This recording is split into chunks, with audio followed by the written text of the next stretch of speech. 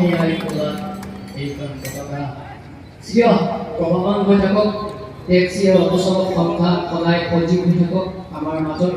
পতাকাটোৰ কাৰ্যসূচী ইয়াতে মই সামৰিছোঁ পৰৱৰ্তী আমি মুকলি বিহুলৈকে যাম গতিকে অতিথি তথা শিল্পীসকলক আমি ব্যাখ্যান আহিবলৈ জনাইছোঁ ধন্যবাদ।